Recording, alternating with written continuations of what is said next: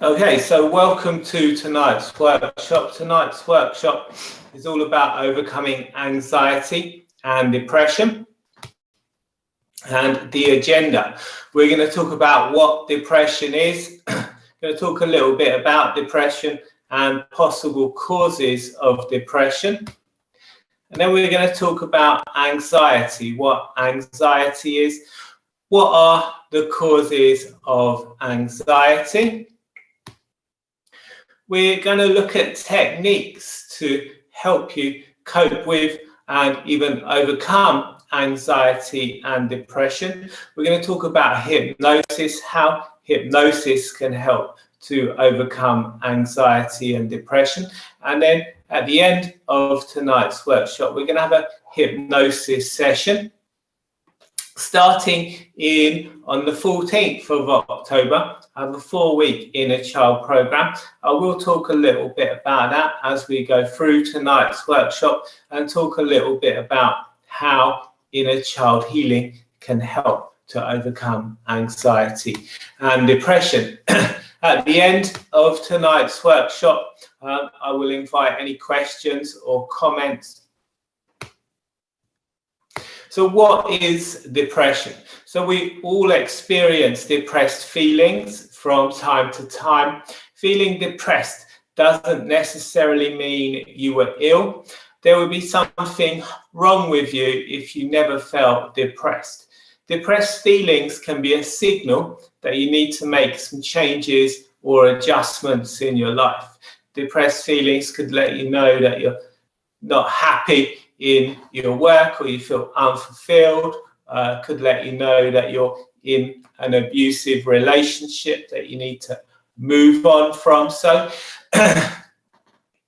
depressed feelings aren't necessarily bad. Depression is a low mood that lasts for a long time and affects your everyday life.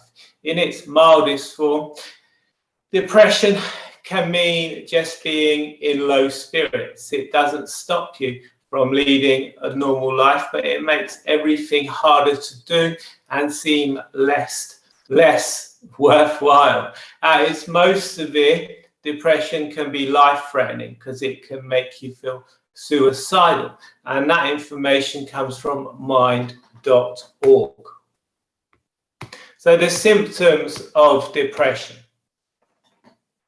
Depression can cause you to experience a loss of confidence, and it can cause you to experience low self-esteem. It can cause a lack of meaning, so you no longer find pleasure in things that you used to enjoy. It can cause derealization. It can make you feel detached from your surroundings. Depression can cause brain fog. It can cause difficulty thinking clearly and difficulty making decisions. People who experience depression often experience a lack of energy. They always feel drained. They have a loss of libido. They may have aches and pains. And one reason for this could be that when people are depressed, they experience over-dreaming. So dreams are your mind's way of processing information. If you have a lot going on, if you have a severe depressed feelings, you're going to overdream. And that can lead to depression sufferers from waking up feeling more drained than they were when they went to bed. And your brain processes emotional and physical pain in the same area. So sometimes emotional pain can be processed as physical pain. If someone is experiencing depression, they may turn to substances. They may start smoking, drinking, or eating more. Food is the most common substance that people use to try and suppress their emotions. So emotional eating is very common. Emotional eating is going to create a vicious cycle because you're going to eat to try and make yourself feel better, and then that's going to lead to you feeling bad because you've eaten so much, which is going to lead to more feelings of depression, which is going to lead to more eating.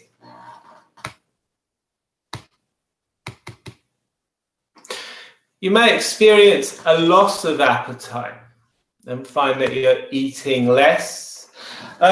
People with depression can often experience psychosis, and auditory hallucinations are the most common form of psychosis, hearing voices in your head, but you can also experience visualized hallucinations. A theory on why this occurs is because, again, going back to dreams, and dreams being your mind's way of processing information. If you are not sleeping, or if you are not having the opportunity to process everything when you sleep, your mind's going to look for opportunities to process that information when you're awake, which can lead to psychosis. And yeah, depression can also cause insomnia, overdreaming, that I've already covered. It's usually, often it's comorbid with other conditions. When something's comorbid, it means it occurs alongside another condition. The most common conditions that are comorbid with depression are borderline personality disorder, BPD, CPTSD, that stands for complex post-traumatic stress disorder, and bipolar disorder. BPD and CPTSD are often caused by growing up with dysfunction, by growing up in a dysfunctional environment. CPTSD is usually suffered by prisoners of war and children who grow up in dysfunctional families. For CPTSD to form, it takes ongoing and repeated trauma from which there's no escape, and the reliance on your caregivers. If you feel suicidal, you should speak to your doctor. If you're taking any medication, you shouldn't stop taking the medication without consulting your doctor. Many medications can have very severe withdrawal symptoms, even life-threatening withdrawal symptoms, and antidepressants are no different. So never stop taking any medication without consulting your doctor first. So what causes depression? So depression can be caused by life events. It can be caused by giving birth, divorce, bereavement.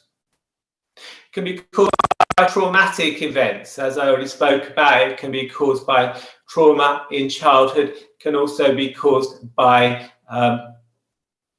living in an abusive situation as an adult. Health problems can cause depression. So chronic or life-threatening illness and hormonal deficiencies may cause depression. Many men find that having low testosterone levels causes them to feel depressed. Diet can influence your blood sugar, it can influence your hormones, and it can influence your brain chemicals. So having a look at your diet may help you overcome depression. If you feel unfulfilled, if you have a meaningless job, no job, if you feel isolated and lonely, these can lead to depression. Genetics. No genes have been identified to cause depression, but until the age of 7, is known as the imprint period. It's in that age range where your neuroplasticity is at its highest. It's when you're learning the most complex and difficult tasks, and you're looking to your parents and the adults around you to help you understand the world and understand yourself. So if you're growing up around people that are anxious or depressed, you're going to pick up on that. It's going to cause you to become anxious and depressed. And in the womb, particularly, a baby's going to pick up on everything the mother feels. Until 15 months to 3 years, we have no boundaries. We can't tell the difference between ourselves and the outside world. You were a we before you became an I. In that age range, you're looking to your parents to help you co-regulate your emotions. So again, if you're growing up around people that are anxious and depressed, that's going to cause you to become anxious and depressed. So depression and anxiety often occur together. Around 25% of the UK population suffers with anxiety, depression, or both. And mixed anxiety and depression is the most common mental disorder, with around 9% of people meeting the criteria for diagnosis. Those figures come from the Mental Health Foundation, and they were from 2019, before the lockdowns. So now the situation is going to be a lot worse. So anxiety, what is anxiety? Anxiety, when you experience anxiety, you're experiencing symptoms that would be very useful in a life or death situation. If you spend a lot of time in the fear response, that can develop into anxiety. A man called Ivan Pavlov wanted to do some research into dog saliva. So he got some dogs, he tied them up, and to remind him to spray meat powder into their faces to make them salivate, he, I'm guessing, set an alarm. And he found that after a period of time, the dogs would start salivating when they heard the alarm, when they heard the bell. He didn't need to spray them with meat powder to make them salivate. So this is known as a conditioned response, and anxiety works the same way. When you become conditioned to move into the fight or flight response, you're going to experience symptoms that would be very useful in a life or death situation, such as sweating. It's going to help you to prepare for any activity that your mind perceives may be coming. Your heart rate's going to increase. This is going to get the blood flowing around your body, so you can either fight back or run away. You're going to experience a reduced immune response. If you were in a life or death situation, if you were being chased through the jungle by a tiger, the last thing you'd need to worry about are colds and illnesses. So that energy is going to be diverted to allow you to make your escape. People who spend a long time in this fight or flight response, people who suffer with chronic anxiety, generally get more colds, more illnesses than people who don't. So everyone experiences the symptoms of anxiety. There would be something wrong with you if you never felt anxious. Just like with depression, everyone experiences depressed feelings from time to time. There would be something wrong with you if you never felt that. People with anxiety tend to isolate themselves, which leads to a reduced social circle, leads to a reduced support network, leads to isolation. And as we said previously, isolation can be a major cause of depression. So people with anxiety often find themselves experiencing depression, as we already covered. People with depression and anxiety tend to ruminate a lot. They tend to play over things in the past or ruminate over things that are going to happen in the future, worry about things that are going to happen in the future. A man called Lao Tzu allegedly said that depression is living in the past, anxiety is living in the future, and peace is living in the present. So, in our brains, we have something called a reticular activating system.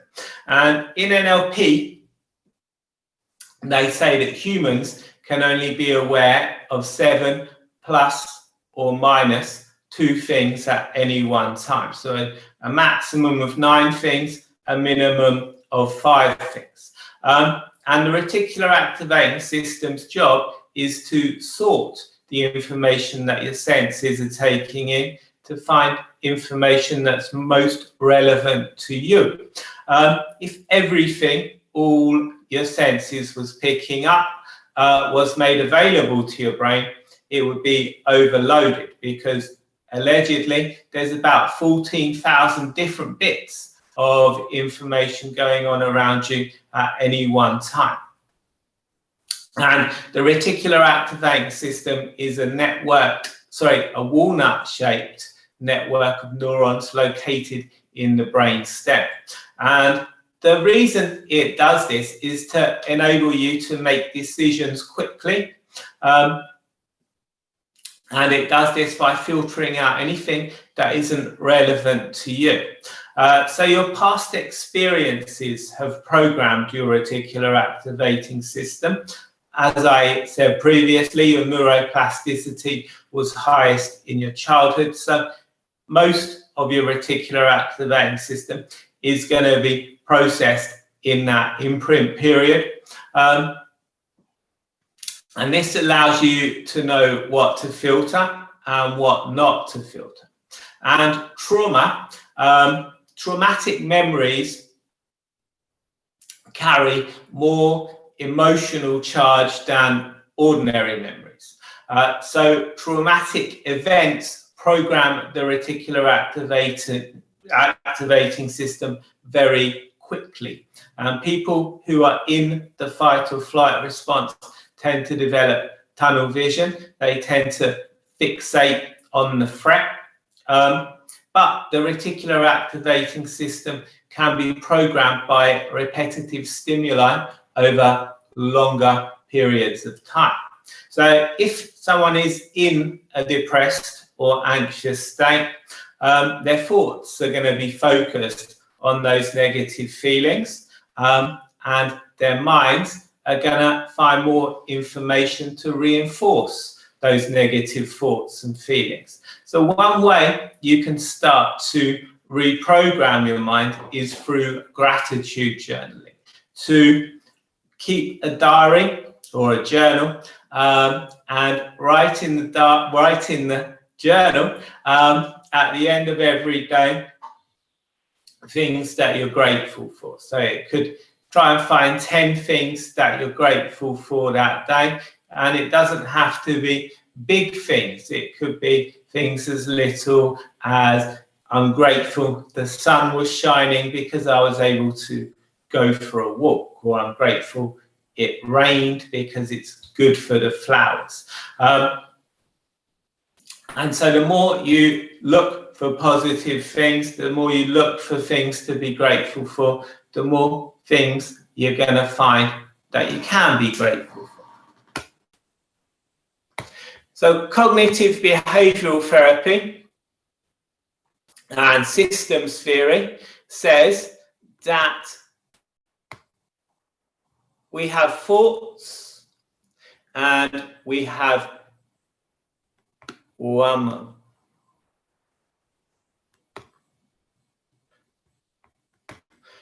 Cognitive behavioral therapy says we have thoughts, we have feelings, we have behaviors, we have physical reactions. And our thoughts can influence our feelings can influence our thoughts. Our thoughts and feelings can influence our behaviors can influence our thoughts and feelings. Our thoughts, feelings and behaviors can influence our physical reactions, and our physical reactions can influence our thoughts, feelings and behaviors. So by changing one part of the system, we can start to change all parts of the system. One way that you can start to change the system in terms of anxiety or a lack of confidence would be to stand in what's known as the Superman pose. If you put into Google Superman pose, you'll bring up lots of images that show you what that looks like. It involves standing with your hands on your hips, with your feet apart. If you stand like that for 2 minutes, studies have shown that your body's going to release all kinds of confidence boosting hormones, going to reduce feelings of anxiety, going to allow you to feel better. So that is systems theory. So do you have any questions with regards to anything I've covered so far? Let me know in the chat box.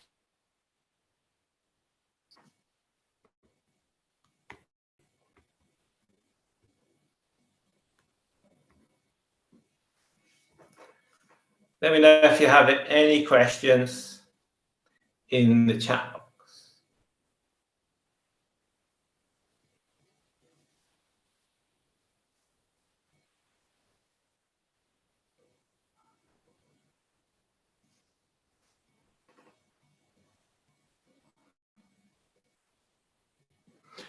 Okay.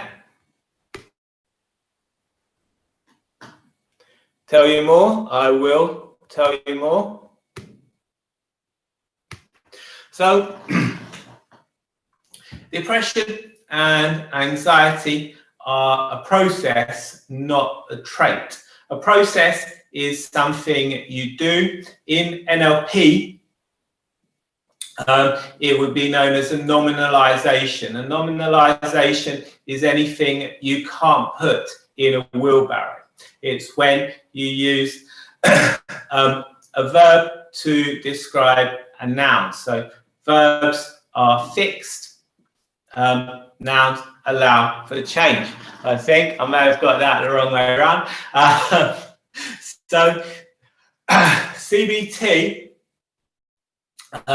can allow you to start to change that process. And when you start to change that process, you're going to start to change those feelings. So what I'd like to share with you is a thought experiment. So as I said, there is a workbook available, which is going to have these exercises in it. If you'd like to receive the workbook, send me a direct message with your email address and I will send it out to you in the coming days. Right now, I'm just going to talk you through this exercise. So I'd invite you to take a deep breath in, breathing all the way down into your stomach, noticing your stomach rising as you're breathing in and falling as you breathe out. And wherever possible, you want to try and make the conscious effort to breathe into your stomach. If you consciously try and breathe into your stomach as much as possible, you're going to notice your overall levels of relaxation start to increase. When we are breathing shallowly into our chest, it releases hormones that cause anxiety and negative feelings. When we breathe into our stomach, it allows us to relax. Children, until the age of 7, naturally breathe into their stomach, but for some reason, when we start school, we lose the ability to do this. So taking a deep breath in to your stomach and breathing out, allowing yourself to relax. And if you ever watch the person sleeping, you'll notice that it's their stomach that rises and falls as they breathe in and out. So belly breathing is how we breathe when we are relaxed. And with your eyes closed, I'd like you to imagine a situation that you want to change, a situation that you're in now. So that could be a situation that causes you anxiety, could be a situation that's causing you to suffer with depression.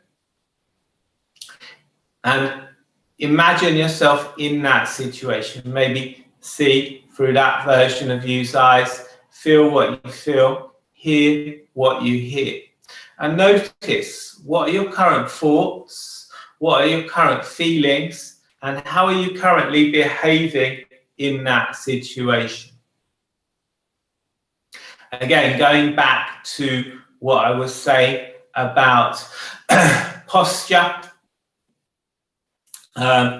When someone is suffering with anxiety, when someone is suffering with depression, they're generally going to take on a kind of hunched over pose, protecting their vital organs. This is going to lead to more feelings of anxiety and depression. So another change you can make there is to stand a little bit taller with your shoulders back. And then when you're ready, maybe opening your eyes, shaking that off. I'd like you to imagine how you'd like to be in that situation. What will your thoughts be in that situation? How will you be feeling? How will your behaviors change in that situation when you're more happy or more confident? So one behavior I just discussed there could be that you'll stand taller, you'll have your shoulders back, you'll hold your head high, you'll be making more eye contact with people you meet, and that will influence your thoughts and allow you to feel better. So does all of that make sense? Let me know in the chat box if that makes sense to you.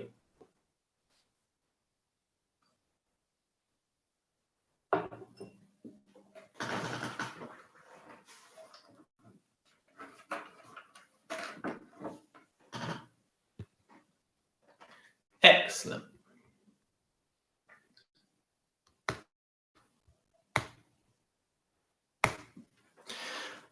So how can hypnosis help? So you can't be someone you don't perceive yourself to be. And the emotional part of your brain cannot tell the difference between a real or an imagined event. Using hypnosis, one of the benefits of hypnosis is it makes it very easy for us to visualize ourselves the way we want to be. And when we visualize ourselves the way we want to be, it actually builds new neural pathways in the brain.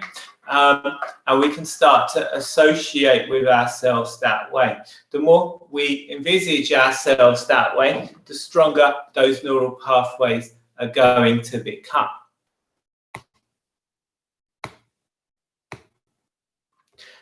So who wants to try some hypnosis?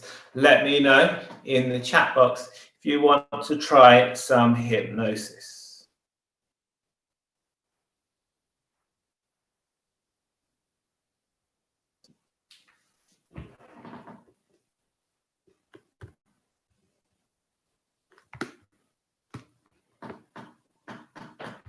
Excellent. We're going to come to hypnosis shortly. First of all, I'm going to tell you a little bit about the 4-week Inner Child program. So starting on the 15th of October, I have a 4-week program, which is a group program. It consists of 4 group coaching sessions. There's a Facebook group where I've put lots of content to help with negative self-talk, to help with emotional eating. and of course to help with inner child healing. There's weekly exercises and a workbook. We're going to be looking to integrate all ages of the inner child from infant to adolescent.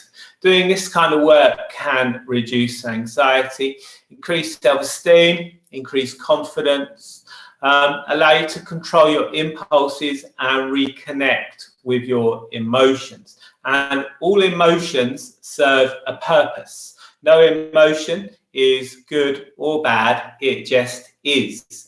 When we start school, we're often shamed out of our emotions, even if we don't have a dysfunctional family in school, we are going to be shamed out of our emotions.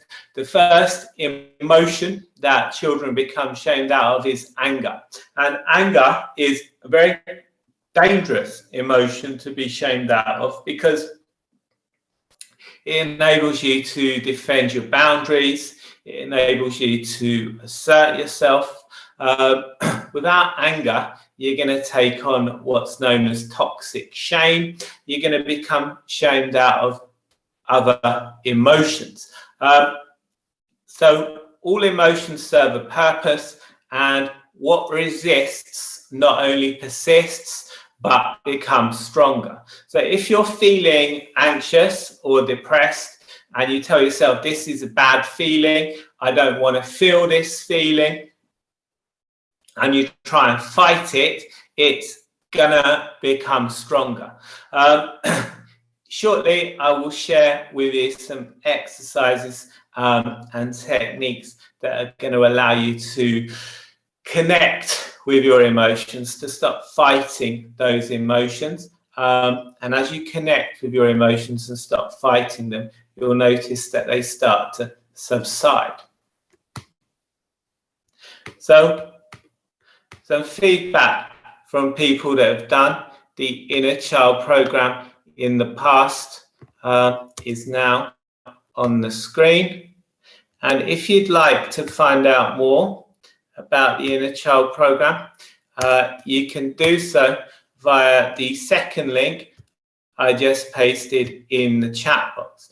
Via the first link, you can book a free call with me to find out about one-to-one therapy. And I'd recommend, if you're interested in the Inner Child program, to book a free call with me so that we can find out if it's right for you. So that you can do that via the first link in the chat box. And if you book that free call, I will give you a big discount on the Inner Child program.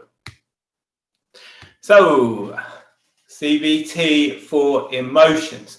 As I was just saying, external events do not cause emotions. No one can make you feel an emotion. So this exercise I'm going to show you now is going to allow you to reconnect with your emotions. And if you do it regularly, you'll find yourself just doing it naturally when you feel a negative emotion. So what you want to do, you want to set an alarm on your phone to go off 4 or 5 times a day. When that alarm goes off, you want to check in with yourself. Ask yourself, what am I feeling right now?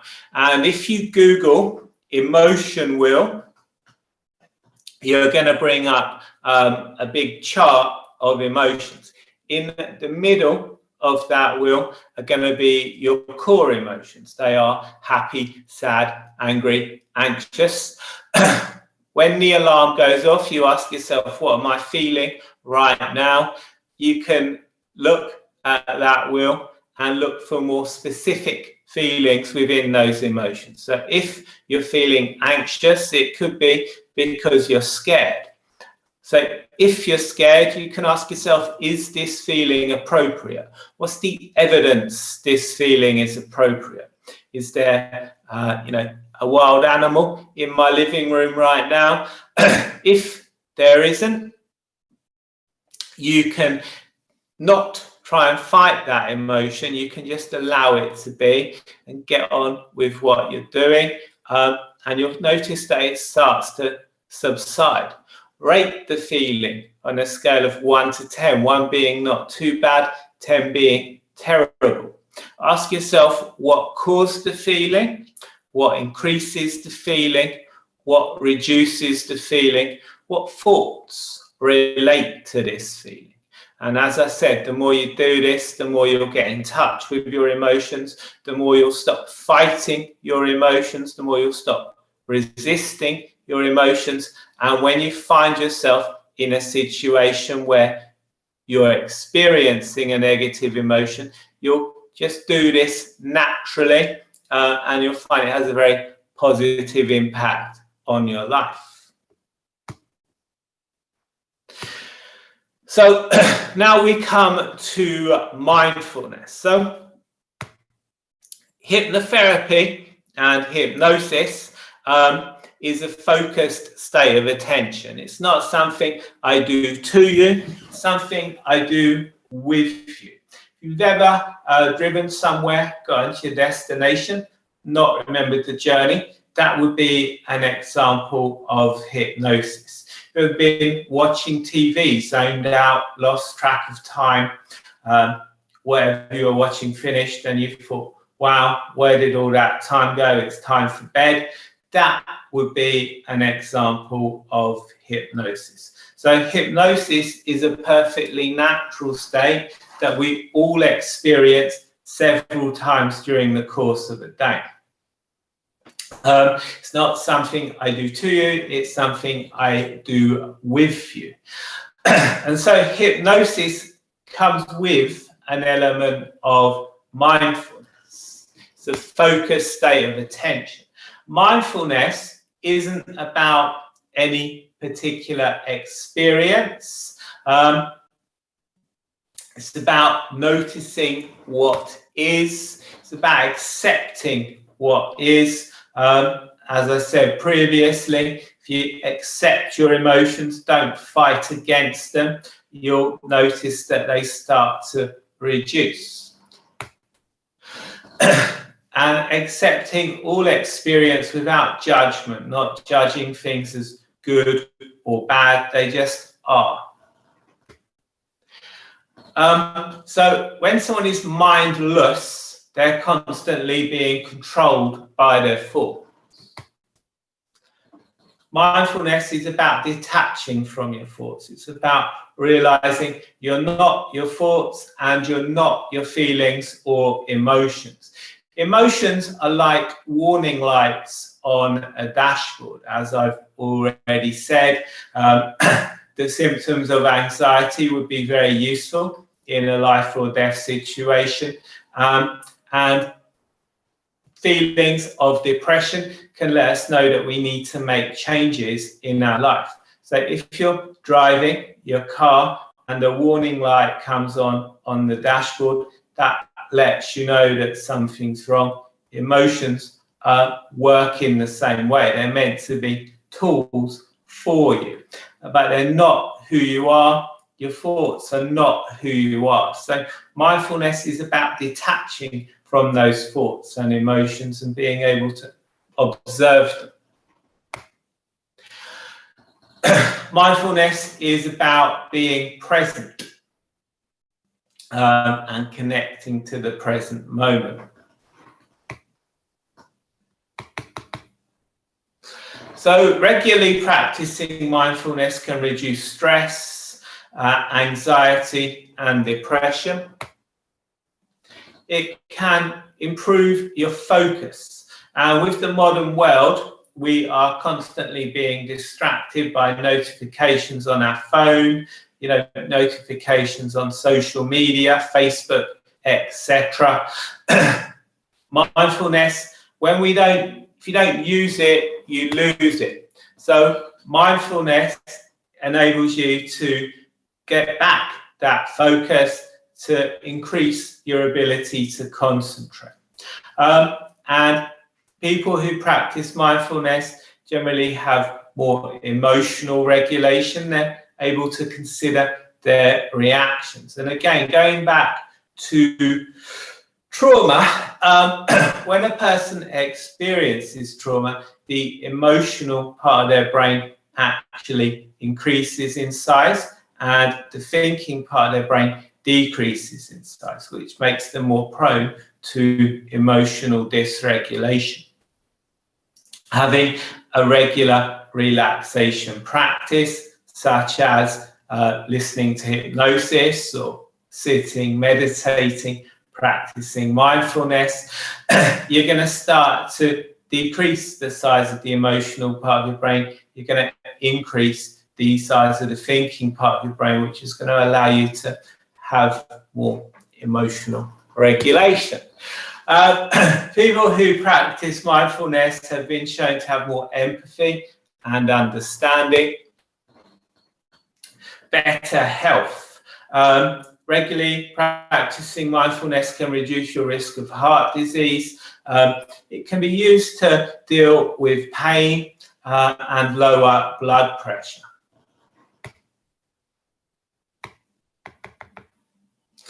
So mindfulness can allow you to cultivate your free will. It can move you from being at cause and put you at effect. From being at effect and put us at cause.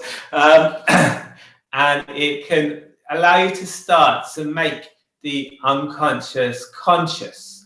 And there was a quote from Carl Jung that I wanted to give you here, but I've forgotten what it was. So as I said previously, it's going to increase your awareness. If you don't use it, you're going to lose it. And there are many things that we can't control. We can only control how we react to them. A man called Viktor Frankl was a German psychiatrist, and he was put into a prisoner of war camp. He said that he couldn't control what he ate, couldn't control what he did, couldn't control if he lived or died, but he could control his reactions to those things. And by controlling his reactions, he was able to stay sane. So when you give up control, you become less attached to outcomes. And mindfulness can be used to notice and change unwanted habits and behaviors. There's lots of different styles of meditation. You can do sitting meditation, walking meditation. You can do body scan meditations. And people often like to do body scan meditations before they go to sleep. Enables them to relax all parts of their body and to experience deeper levels of sleep. A body scan meditation would involve scanning around your body, as the name suggests, and relaxing each body part as you go. You can do urge surfing, so notice cravings and emotions and allow them to pass. Everything passes. Change is the only constant. Nothing in life is guaranteed except change. So everything, this too shall pass, is a famous quote that people use when they're experiencing negative emotions. Everything passes with time. So that is the presentation part of tonight's workshop. We are now going to do the hypnosis part of tonight's workshop, as I promised you. And as I said, your mind can't tell the difference between a real or an imagined event. So by imagining ourselves the way we want to be, we actually create new neural pathways in the brain. The more we imagine ourselves that way, the stronger those neural pathways become, the more we can start to become that person. And to prove this to you, I'd like to show you some exercises. So for the first exercise, I'd like you to, again, take a deep breath in, breathing all the way down into your stomach. Hold your hands out in front of you with your arms straight like so. Turn your left hand with your palm facing up. Keep your right hand with your palm facing down. Taking a deep breath in, and as you breathe out, allowing your eyes to close. And with your eyes closed, I'd like you to just imagine that in your left hand we've placed some heavy books, and those heavy books are weighing down on that left hand. That left hand is sinking lower and lower. To your right hand we've tied some helium balloons, and those helium balloons are rising up, taking that right hand with them. Don't try to resist or assist it in any way. Just imagine those heavy books in that left hand. And in that right hand, there's those helium balloons that are rising up. So your left hand sinks lower as your right hand rises. And often, when people do this exercise, they can tell me that they actually feel their left hand becoming tired, as though it's really holding those heavy books. So leaving those hands where they are, open your eyes and see if you can notice a difference between those hands. If you notice a difference between those hands, let me know in the chat box.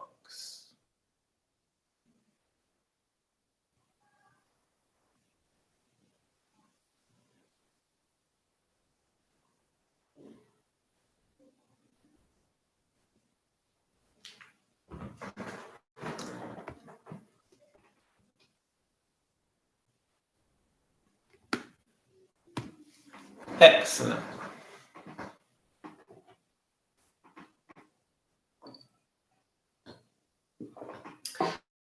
And now, another exercise. So again, taking a deep breath in, breathing all the way down into your stomach. As you breathe out, allowing your eyes to close. And with your eyes closed, I'd like you to just imagine that you're walking into your kitchen. Just imagine, only imagine that now. And there on the side in your kitchen is a nice bowl of juicy citrus fruits. Could be oranges or lemons, it could be grapefruits or limes, whatever kind of citrus fruits you like. I'd like to just imagine there's a nice juicy bowl of them in your kitchen right now. And what we're going to do in just a moment, we're going to pick up one of those fruits. We're going to place it safely and securely on a cutting board. And we're going to cut a bite-sized wedge out of that fruit. So I'd like you to just imagine reaching out a hand, picking up one of those fruits, placing it safely and securely on a cutting board, and then safely and securely taking a knife and cutting into that fruit. As you're cutting into that fruit, those juices are squirting out. Those citrusy smells are filling the air, and the juices are running down, forming a little puddle of juice on that cutting board. Just imagine that now.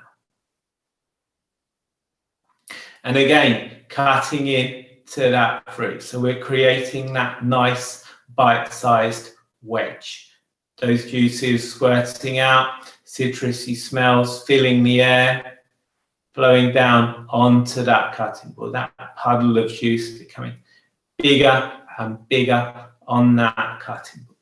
And then picking up that wedge of fruit, maybe shaking off any excess juices, lifting it up towards your face, smelling those citrusy flavors, placing it in your mouth, biting down. As you're biting down on it, those citrusy flavors are tingling your taste buds. Those juices are running out. They're running down your face, dripping off your chin. Just imagine that now. And then if that exercise made your mouth water, let me know in the chat box.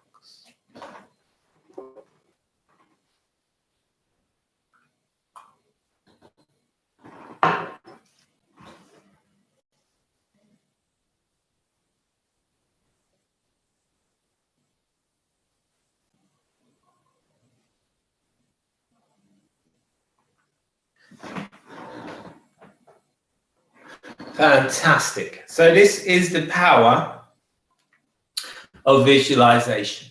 As I said, your mind cannot tell the difference between a real or an imagined event.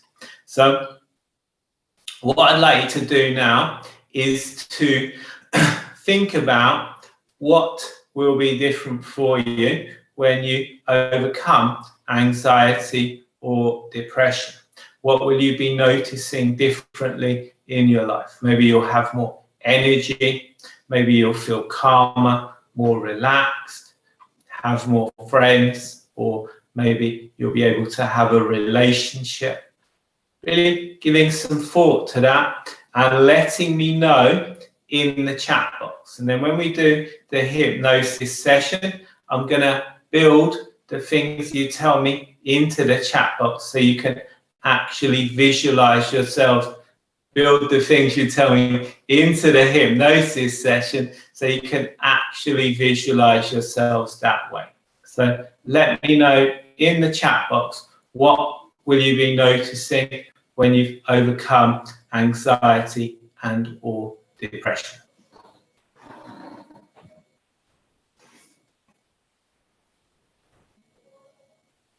You'll be able to drive and not get panicked. Excellent. Anything else? More motivation for work and you'll be able to get out of the house. Okay, fabulous. So when you're ready, take some deep breaths in again, breathing all the way down into your stomach. And as you breathe out, allowing your eyes to close. With your eyes closed, you can really begin to relax, let go. We should become disconnected at any time. You can just wake up like you've had a nice, relaxing sleep and click the Zoom link and we'll all be right here. But right now, there's nothing for you to do except relax.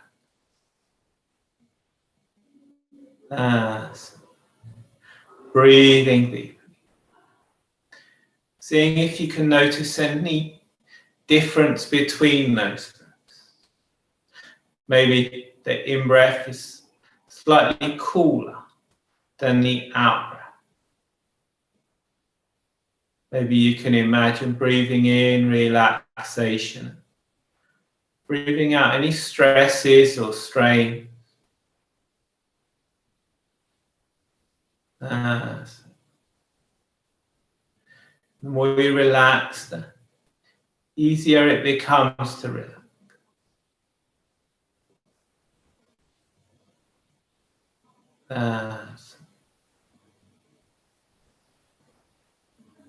I wonder where you'll notice that relaxation forming first.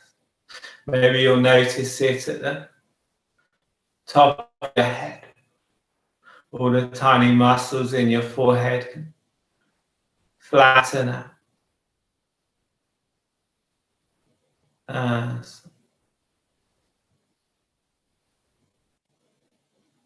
That relaxation flows down into your eyes and your eyelids,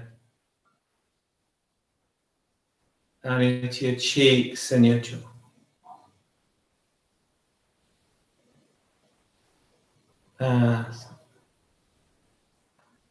Relaxation flowing down your neck, all of the vertebrae, neck comfortably, releasing, letting go. You drift deeper and deeper.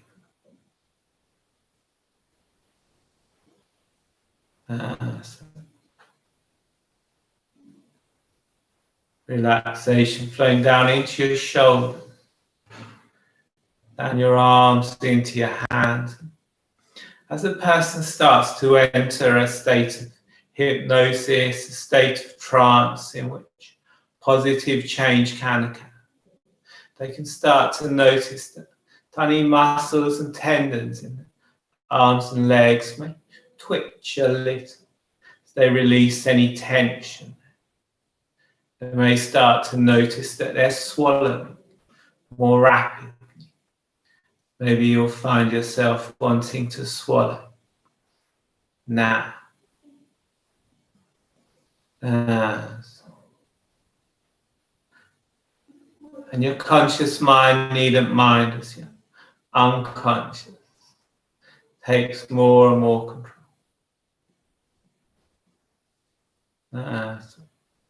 All the most powerful, lasting things you've done in your life, you've done it at an unconscious level. Your unconscious mind is responsible for the growth of your hair and nails.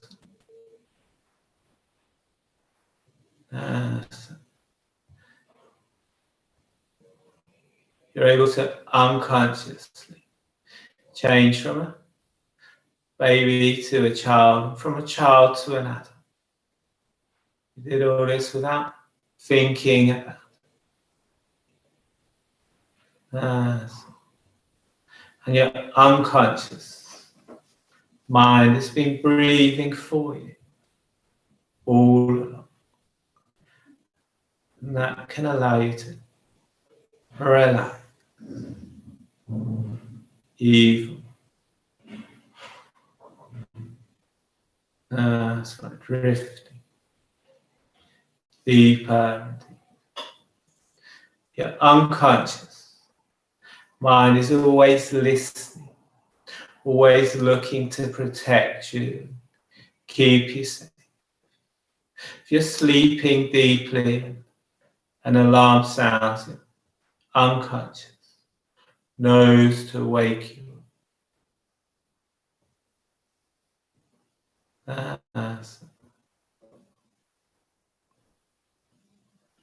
Right now you can just listen to the sound of my voice. And my voice can go with you. My voice can become the sound of traffic off in the distance. That's right. Wind in the trees.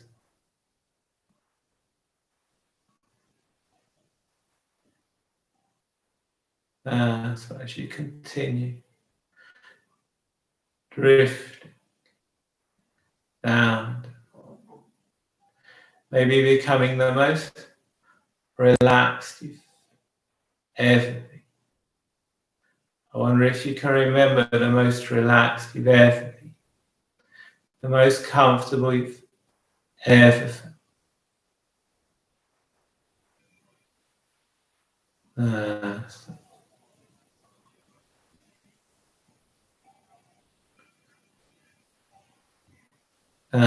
right, that relaxation flowing down your body, flowing down your legs into your feet, waves of relaxation flowing all the way down from the top of your head to the very tips of your toes.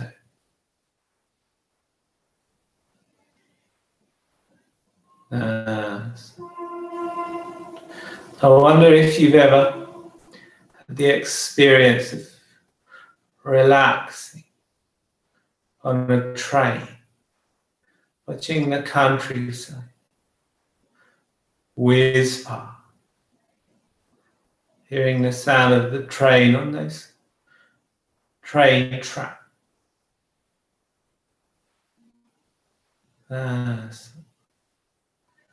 Gently rocking in that train as you Relax.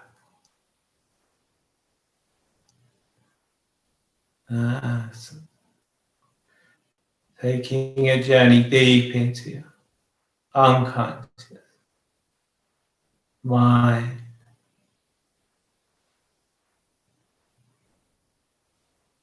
And in a moment, I'd like you to imagine yourself standing safely and securely in an elevator.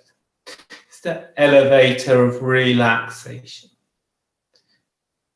Some calming music is playing in the background. There's no one else around it, only you. In this elevator, there are 3 buttons. When we press the first button, that relaxation is going to increase even more. The second button is going to double the relaxation from there. And the third button is going to take you all the way down into the very depths of trance. When those elevator doors open, you're going to find yourself in a special place. Maybe you can imagine a beautiful garden on a warm and sunny day. There's no one else around, it's only you. So pressing that first button now, drifting down and down. The second button going deeper and deeper. And the more you relax, the deeper you can go. The deeper you go, the more you can relax. And then the third button, going all the way down into the very depths of trance, the very basement of relaxation. Stepping out from that elevator into that beautiful garden, the warm sun shining down, a gentle breeze. And the smell of flowers can hang in the air. Roses, honeysuckle, jasmine. Birds are singing in the tree. Bees are buzzing from flower to flower, collecting.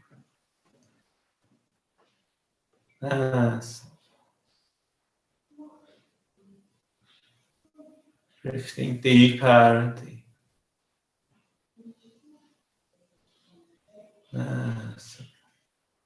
In this place, you can find a path that leads you gently down to a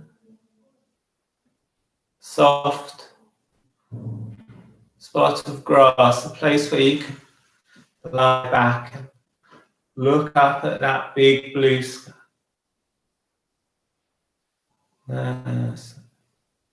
Every step you take along this path, allowing you to relax even more. As I count from 10 down to 1, maybe you can imagine a tiny voice in the back of your head telling you to just relax, relax, relax. After every note.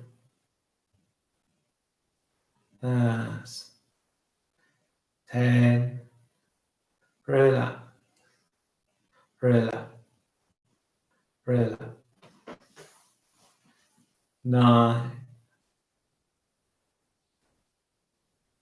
8, 7, 6, 5,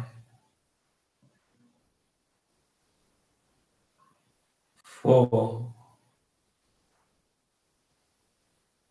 3, 3, 2, 1. After 1 comes 0. I wonder if you can imagine yourself floating through the middle of that 0, lying back on that soft piece of ground. It's the kind of day where you can lie back, eyes closed, and still see that bright sunlight shining through your eyelids. Maybe you can get a sense of yourself drifting up out of that version of you that's relaxing there and drifting higher and higher. Looking down, noticing how calm you look, how relaxed and at peace you look. Drifting up and being safely and securely supported in a warm and fleecy cloud. Looking down at that version of you that's relaxing. And when we look at things from high above, we can gain a new perspective on those things that look like big obstacles on the ground can look so much smaller from up here. We can see ways around things. When you change the way you look at things, the things you look at can begin to change. And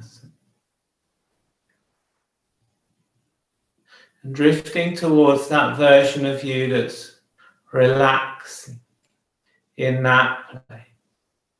You can see another cloud. This cloud is different.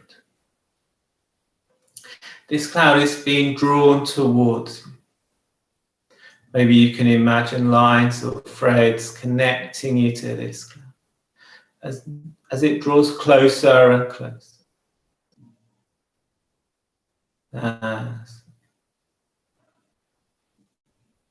Finally stopping right overhead. To this cloud you can release anything you want to let go. Maybe you can sense negative energy flowing out of you and being drawn up into this cloud. Maybe you can feel like a weight has been lifted from your shoulders. This cloud draws up more and more stuff.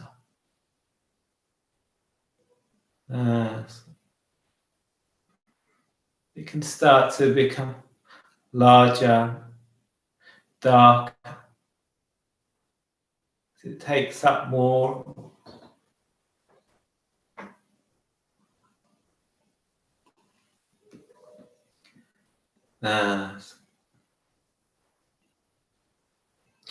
Flashes of lightning, rumbles of thunder can occur from within that cloud. As you release more and more of that stuff into that cloud.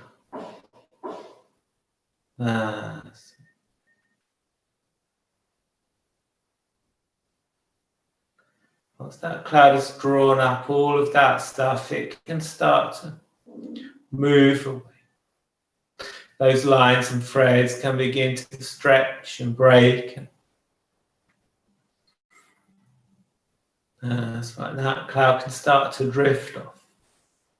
Drifting off over the horizon. Never to be seen again. As it's drifting away, you can notice those rumbles of thunder becoming quiet. The cloud looking smaller and smaller until it's finally out of sight. And that cloud can drift off out over the seas and the oceans, taking all of that old stuff with it. So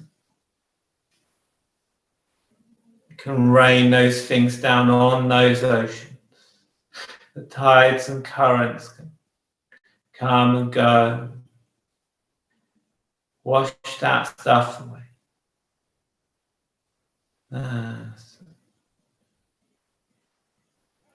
And after a rainstorm, the sun can come out and shine once again. Maybe you can start to consider how things can begin to change, how you can begin to change.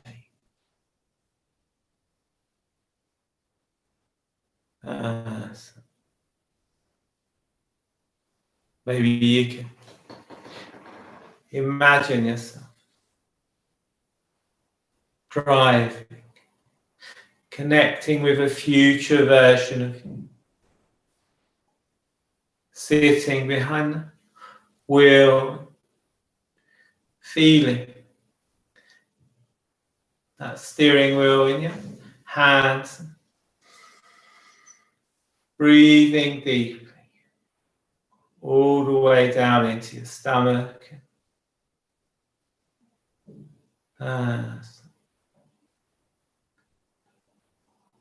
Noticing how relaxed you feel, how calm you feel. Totally in control.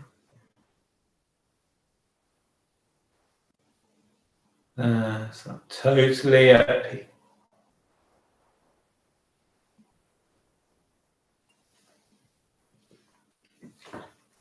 So really connecting with that future version of you.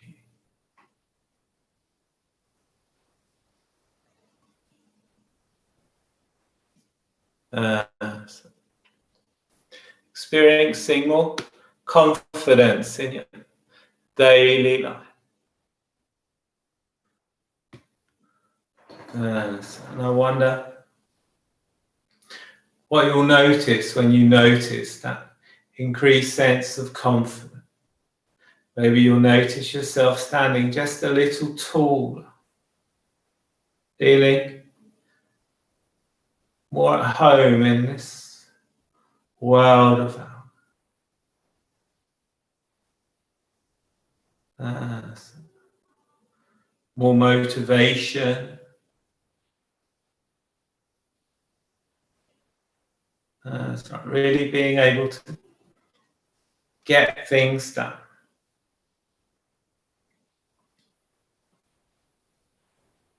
And in the coming days and weeks, you can start to notice things that can let you know that these changes are taking effect. When you notice those things, you can remember this time, get a sense of yourself smiling, either there or now.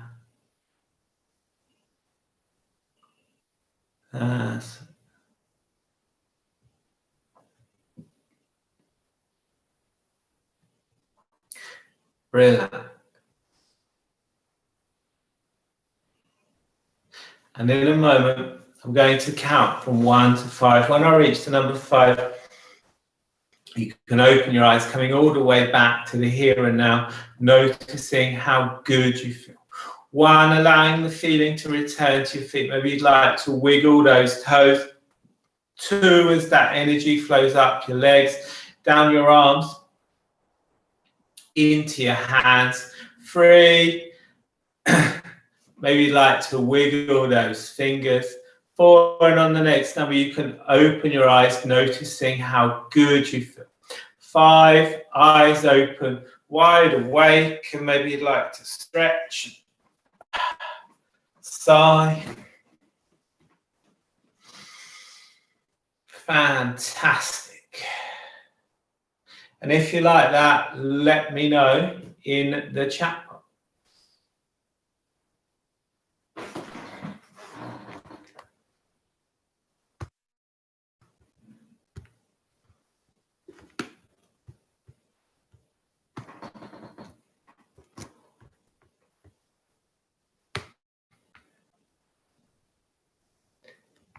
Excellent. Okay. So, as I said previously, there is going to be a workbook and a recording of tonight's workshop available. If you'd like to receive the workbook and the recording, please send me a direct message with your email address and I will send it out to you in the coming days. In the chat box right now, you can see some links. The first link is to book a free call with me. Second link is to find out more about my 4-week program, which is beginning on the 15th of October. If you're interested in the program, I recommend you book a free call with me first to find out more about it, find out if it's right for you. If you do that, I'll give you a special price on the program. The third link is to my Facebook page. My Facebook group, sorry. In my Facebook group, you can find lots of content and information. I try to post in there regularly.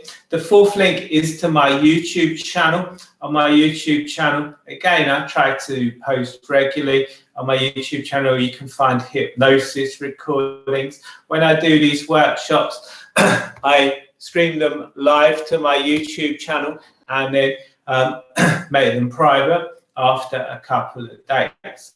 So if you want to see the workshops as they're streamed live, you can subscribe to my YouTube channel to do that.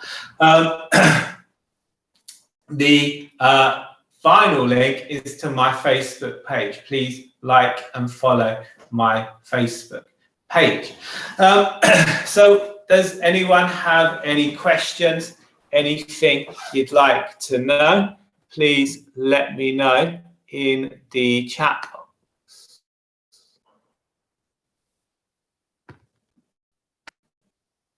Okay, super.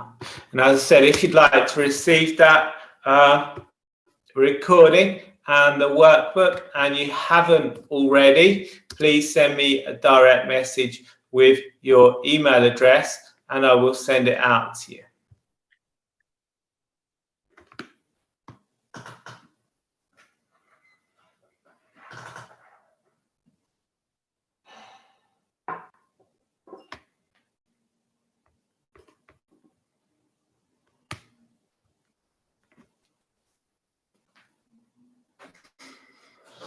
Okay, so if no one has any other questions or nothing else you'd like to know, I'll say thank you for joining me tonight. Have a look at those links again, and I hope to see you all again. Does hypnosis put a person in a semi-conscious state? Hypnosis, as I was explaining earlier, is a focused state of attention. You ever driven somewhere, got into your destination and not remembered the journey? That would be an example of hypnosis. You've been watching TV, zoned out, lost track of time. Whatever you were watching finished and it was time for bed, you thought, wow, where did all that time go? That would be an example of hypnosis. It's not something I do to you, it's something I do with you. So some part of you will be aware and listening to what's going on at all times, but your unconscious mind may drift and dream. You may be in a semi-conscious state, if that's what you want to call it, yes.